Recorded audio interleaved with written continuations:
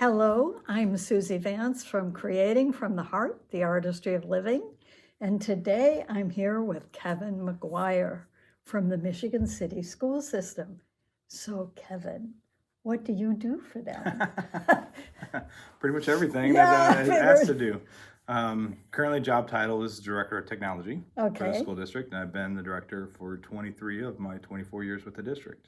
that's fabulous. So pretty much responsible for anything that's plugged in, as well as libraries. So I'm responsible for all the library books too.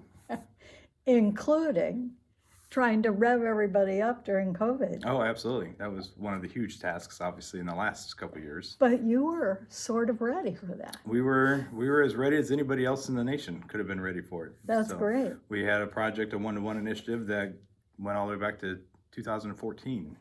Was our first install of one-to-one devices, a device for every child. Uh-huh. So by the time pandemic came around, only kindergartners didn't have devices assigned to them on a regular basis. So Oh my. we just had a small piece that we had to fill in. Well, congratulations. You did a great job. So we did the best we could. We're all still learning from that too. Yes, and now you can use it when you want to use it. Yeah, so the state is kind of pulled back quite a bit on what we're capable of using the technology for. And What do you mean pulled back? For instance, e-learning days, they restrict the number of e-learning days that we can have throughout the course of the year. And now the other piece that they added to it is that all e-learning days have to be synchronous as well. So we can't just call a snow day without having instruction for our students. So if you don't have a synchronous education going on, whereas a student actually communicates with the teacher at some point during the day, then we can't count it as an e-learning day. Oof. So they've added quite a few stipulations. And again, it's all part of that learning process from the pandemic. Right, isn't that amazing? So how did you get into this? Well, kind of funny story. So I'm a Purdue grad, and I started at Purdue in Aeronautical Engineering. Okay, My undergrad was in aeronautical, but my first cooperative job that I had while I was in school was in LA, and it was with an aerospace corporation. And then, of course, they put me in the software and acquisition department, which was kind of interesting. So I started there, and I was actually installing Netscape 1.0, so web browsers on all the computers in our department. So that was my first kind of taste of technology, and really thought that was. I came back home, did another couple semesters in aero Home is engineering, here? home in West Lafayette, okay. and then a couple more semesters of engineering. Just decided it wasn't for me, that I wanted to do something on the IT track. So made the transition and finished my career there. And then I am a Michigan City grad, Michigan City native. So coming back home to here then, hired in with the school system right out of college. So right into the my IT department. goodness, So that's it's amazing. been a fair run ever since then. And I guess this is having chosen and said, maybe that, nope, maybe this is what you love. Oh, absolutely. And that's really what it came down to. Ultimately, I realized in the engineering, so got into aeronautical engineering. I wanted to be an astronaut. That's where I really wanted to go. I have glasses. I'm colorblind. So I had a whole lot of things stacked up against me, as well as there's just very few people that make it to that point. But I chose Purdue because of their aeronautical program. And ultimately I just realized, that wasn't going to be for me. And I didn't want to be behind a desk my entire life, my entire career. And so, in IT, I'm able to work with a lot of different people. I'm a problem solver. You work in multiple different facets. It's not just about IT. We also have to know the business side of pretty much anything and everything in and out of the educational realm. And you have to know kids. Yeah. I think. I don't know if we necessarily have to know kids, but you certainly have to know what they're operating on, and you got to know, the kids aren't always, the kids are very challenging, especially in the IT sense. They're always one step ahead of us. So that's the Tell me a challenging part of story that. about that. What do you mean? So let's just go back to when I first started, internet was just coming onto the circuit, and students didn't have internet access at every PC at every location of the building, right? So they would always try to find ways to get around of our firewalls and things that we put in place to keep them blocked. So a great story that I have, and I feel bad that I don't remember the student's name, but we very early in my career, it was probably 2003, 2004, I went to middle school and we pulled a child out of class because we caught the child wasn't doing anything necessarily inappropriate, but was trying to circumvent the guidelines that we put in front of them. And we had real life examples and screenshots of what the child was trying to do. And anyhow, we reprimanded the child. We scared him to death. didn't have any more issues from that point forward moving through school. The funny part of the story is I was at Fiddleheads probably about 10 years ago, and the individual was standing at the table getting ready to serve us. I didn't recognize the child because now I'm no longer a child, right? This is 10 years afterwards. But yeah, he recognized myself and the network administrator that was having lunch with me, and just told us the whole story, how we scared the dickens out of him. And he was sure that he shared it with everything with his friends, and everybody at that point knew that we were able to watch and see what they were doing. So yeah, just always trying to stay one step ahead of the kids. Well, it's really good to have a kid tell all the other kids that they are going to be watching. Yeah, well, word does get around. We try to tell them too, but they don't necessarily believe us. No, right, I'm sure that's true. Yeah, So one of my great stories. he could be a person who learned how to defend against people. And that's, generally speaking, that's where those traits come from. The individuals that are trying to circumvent the rules end up being the ones that try to keep people from circumventing the rules. So that happens a lot in cybersecurity, for sure. That is amazing. That's amazing. So anything new going on? Well, we've got a lot of stuff going on. So going back to, I guess, what the projects and things that we've learned from the pandemic. So back in 2019, which was the year before the pandemic really hit, we were working on a project to offer wireless access to our students. Right. And ultimately, so what I learned throughout the pandemic, and now it has become quite the passion for myself and really my career's work, if you will, now at this point, is to connect every K-12 student, regardless of where they go to school at, if they're homeschooled, if they're in school, public, private, wherever. I really truly feel every K-12 student should have access to the internet. And what I learned from the pandemic is we thought that students didn't have access to the internet because they couldn't get connected, because there was they lived in an area that they couldn't have get a booster service. or Exactly, something. exactly. Or that they couldn't afford it, which Right. was really the reasons people didn't have internet access. But we had, and we still do, about 15% of our student population does not have internet access at home. What we learned throughout the pandemic was 7%, half of that 15%, doesn't have internet access because their parents don't see a need for internet access in our household.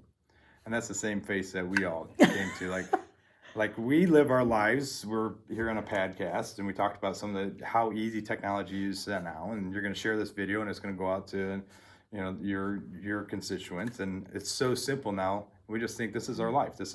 Internet's like having running water. Right. But households don't necessarily feel the same way. For all kinds of reasons. For all kinds of reasons. So just 7%. So half of those users don't have internet access because their parents don't see a need. So again, just a bigger push for me to make sure, because I know. How do you do that? Great question. So we're working right now on a wireless solution. We have a pilot, again, from some COVID dollars at the district, some grant dollars that we received from the governor. We put a pilot up at 4 of our buildings. So Elston, Marsh, the administration building, and Knapp all have antennas on top of the building that offers Wi-Fi to students that have devices at home. Yeah. So they have to be in that general vicinity. Right. But we're working right now using some other dollars to hopefully expand that out to the much larger. So how do their parents feel about them having access at home? Most of them are grateful, because as a parent myself and raising 3 teenagers, and well, they're no longer teenagers now, but going through that age, I thankfully had some knowledge of technology and knew what restrictions we had to put in. Right. Because certainly they're still teenagers. You still have to give them the guidelines. So in our own family, we work through that. There's a reason that Netflix has some age restrictions on some of their material. So the same thing. Not all parents have that ability or that knowledge to do that. So we currently only allow student or school-owned devices to connect to the network, and they get the same filtering, the same access that they would if they're in the building. So from a parent standpoint, if you say absolutely go take the device, you're taken care of. Yep. The same access that we have at home or at school, we will have at home. Great. Now, I mean, so right now, again, the wireless project is only for education purposes and only for students to connect. Do you spend any time teaching kids? Yeah, not as much anymore. We get involved, and I say we, the department, we get involved in projects throughout. So I'm not directly necessarily involved a lot with the students any longer, but I work with the CIM, the Computer Integrated Manufacturing Group at the high school. We're doing maker spaces in all our buildings now, so students have access to 3D printers and other technology stuff, as well as just crafty stuff. It's not always about technology. Sometimes I just need a a cardboard roll and some paper, and I'm going to make what I need to. So it's really making that transition. So I get involved in those projects and writing grants and working with the students in that way. So not necessarily directly, but So certainly how does indirectly. this compare to your fantasy about being in aerospace? Well, I think I want to be a problem solver, and I want to be somebody that helps other people. And I think that's probably what, I mean, the stars, obviously, who doesn't get kind of awestruck Tingly. just exactly just by thinking about that. But it was all about furthering my ability and those around me and their abilities.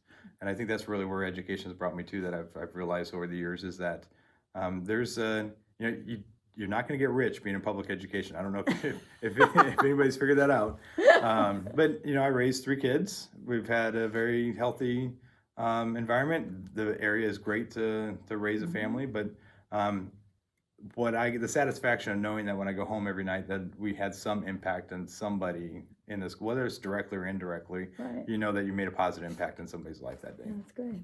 So, do you have any advice for somebody who is either lost their job or is at the end of high school or college and sort of is loose and can't quite figure out what to do?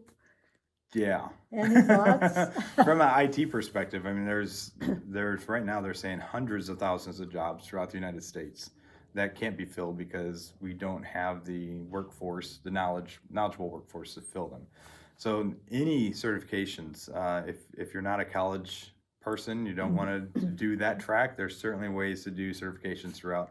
But really the biggest thing is just get your foot in the door, whether that's starting out at a break fix, the Batteries Plus or whatever it is, I fix it, you break it, or you break it, I fix.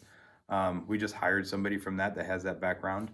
Actually graduated college with a political science degree, but worked at the break fix location that get their foot in the door with the school system. So And that must have been what they really liked. that's, ultimately the conversation, you have to have the conversation with him. But yes, I don't know where I'm going to go with political science. So maybe I need to do another. So he's done really well. He's done certifications within the school system now to kind of further his education, his knowledge, and he's been a quick study. So there are a lot of level 1 locations to get into the door. And I would like to think that I'm a personal individual that, it's very easy to have conversations with. And I think you have to bring that personality into the equation as well. Right. When you're in IT, you're in a support sense, you are, your customer services, regardless what level you're on, you're going to have a conversation with somebody that's not having a great day. And you got to know how to kind of manage that and deal with that from a personal side. That's great. Well, thank you very much for sharing. Absolutely. And if somebody wants to reach out to you and have a conversation about what they could be doing or has a question, how would they reach you? Rotary's on Thursday. Yeah, right. Always looking for people to have conversations on Thursday at Rotary. But yeah, you can reach me via email. Okay. kmcguire@mcas.k12.in.us. Great. You can share that in your literature, so it would be there. Okay. Or just call the school system. But yeah, always available. Would love to have conversations. We'd love to see our students kind of come through the process. We've hired a couple of students over the years. So that's always a good way. I also have a lot of connections with other technology directors throughout the state and throughout the area. So everybody seems to always have an opening here or there that would have access to it. But yeah, just technology people throughout the community. There's a lot of openings right now in the area for Great. all different levels. Thank you for sharing. Sure. Okay. Creating from the Heart, the Artistry of Living with Kevin McGuire. We'll see you next time.